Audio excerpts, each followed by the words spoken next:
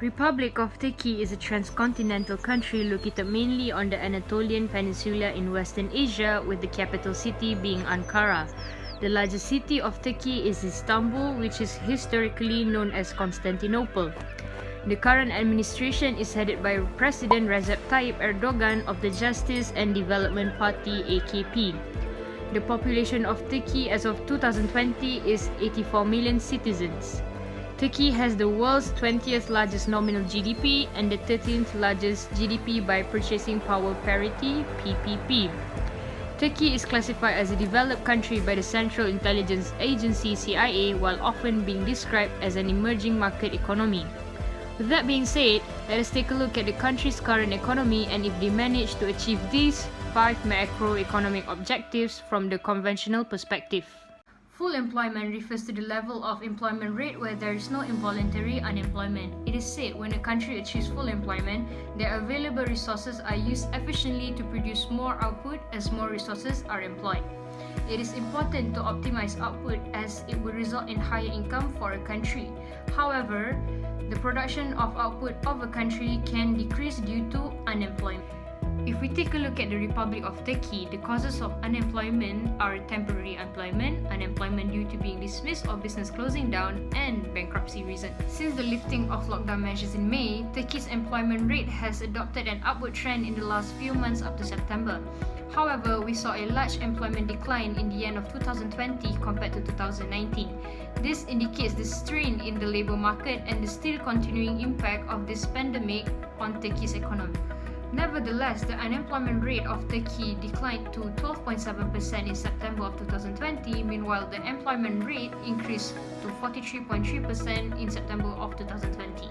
To sum it up, it is impossible for unemployment rate to reach 0% as it is impossible for employment rate to reach 100%. It is known that unemployment rates of 3% and below are considered as the country has already achieved full employment. With the unemployment rate of 12.7% as of September 2020, we can conclude that Turkey has not yet achieved full employment. Price stability is to keep its inflation rate as low as possible. Inflation means an increase in general price level and it can be measured based on average prices. It will result in decline in the value of money and purchasing power of consumers, which cause complication in the economic decision-making process and slow economic growth. Therefore, every country's objective is to keep their inflation rate below 4%. And Finance of Turkey Lutfi Evan emphasized that to coordinate inflation expectation, the country should use monetary policy and fiscal policy tools to maintain and sustain their price stability. The Central Bank Republic of Turkey has stated out that under new governor, it will be more accuracy to target inflation rate below but close to 2% because they would rather have moderate inflation than no inflation at all. This is because high inflation rates tend to cause uncertainty, which leads to less investment and it also leads to lower international competitiveness, while moderate inflation enables economic growth since it allows adjustment of prices. Unfortunately, it has not achieved the price stability as the country has yet to bring down the inflation rate 4% and below, as the inflation is up to 40.03% in November 2020. Economic growth. Economic growth is an increase in production of economic goods and services compared from one period of time to another.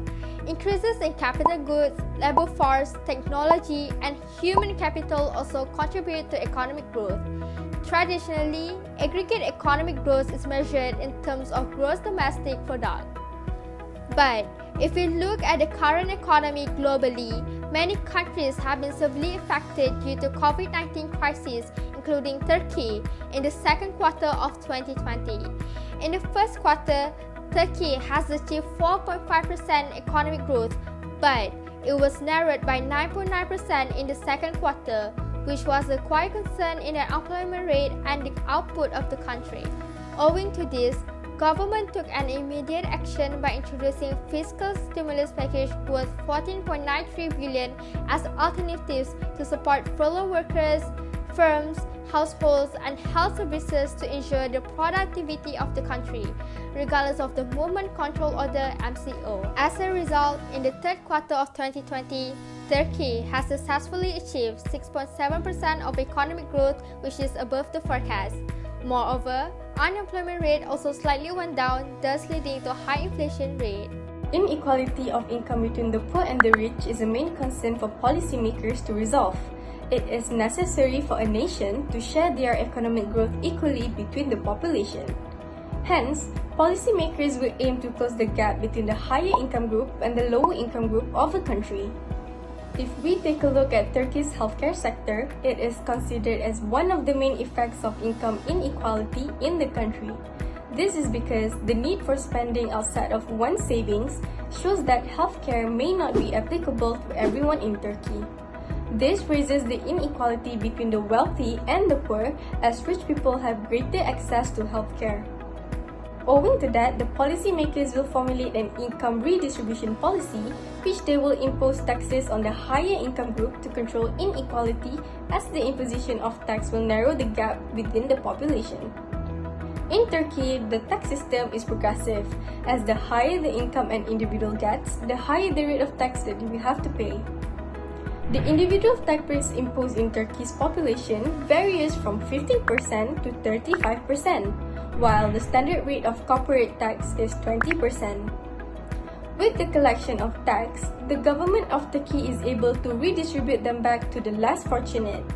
As a result, it ensures a better standard of living for the population of Turkey.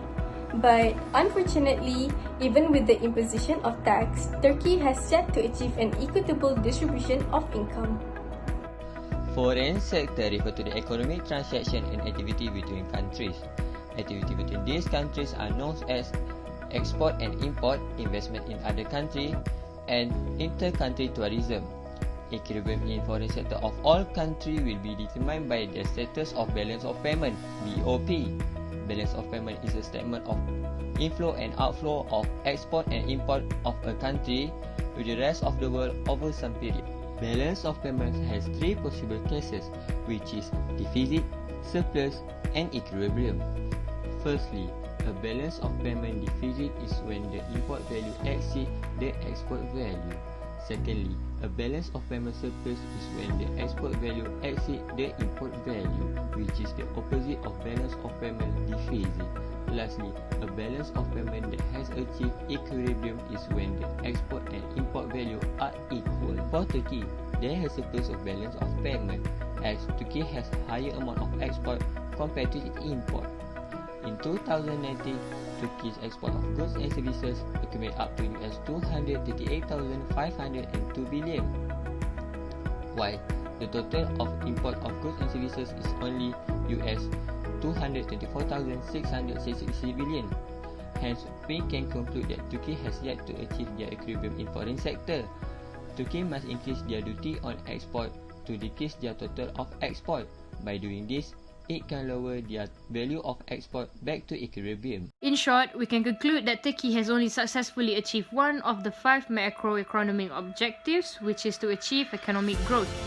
Through this video, we hope you can get an insight on Turkey's economy. That is all from us. Thank you.